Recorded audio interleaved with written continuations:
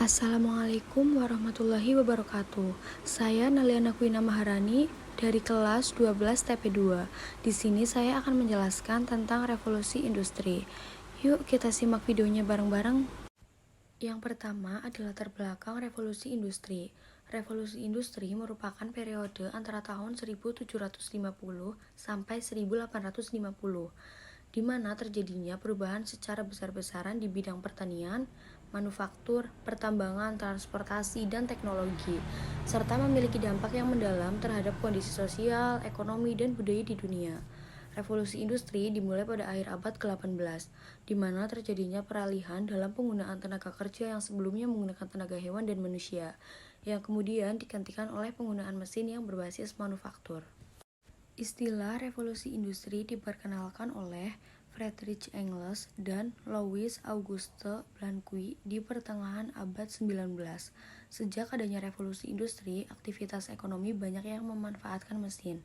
Hal tersebut tentunya menghemat juga mengakibatkan perbedaan pola hidup masyarakat. Yang kedua, ada faktor-faktor terjadinya revolusi industri. Ada dua faktor yang melatar belakangi terjadinya revolusi industri, yaitu satu faktor ekstrim. Terjadinya revolusi ilmu pengetahuan abad ke-16 dengan munculnya para ilmuwan seperti Francis Bacon, René Descartes, Galileo Galilei, Copernicus, Isaac Newton, dan lain-lain. Dua faktor intem. Yang pertama ada keamanan dan politik dalam negeri yang mantap. Yang kedua berkembangnya kegiatan wira swasta dari masyarakat kaya dan pemilik modal.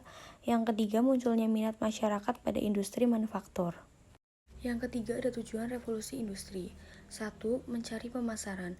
Industri secara besar-besaran menghasilkan barang sebagai produksi yang cukup banyak. Produksi yang melimpah perlu diusahakan pemasarannya. 2. Mencari bahan baku atau bahan mentah. Negara industri seperti halnya Inggris mempunyai sumber batu bara dan besi untuk membuat mesin-mesin, tetapi mereka tidak mempunyai bahan baku lain. Salah satu bahan baku yang digunakan adalah kapas, sebagai bahan baku untuk membuat tekstil. 3. Tenaga yang murah. Dengan digunakan mesin-mesin, penggunaan tenaga manusia makin berkurang, karena barang-barang sudah dibuat oleh mesin, sedangkan tenaga manusia dipakai untuk menjalankan mesin, akibatnya tenaga buruh menjadi murah. Yang terakhir ada dampak positif dan negatif revolusi industri. Dampak positif yang pertama ada proses produksi makin efektif dan efisien. Yang kedua, teknologi dan pengetahuan kian maju. Yang ketiga, akses informasi lebih mudah dan cepat karena adanya internet.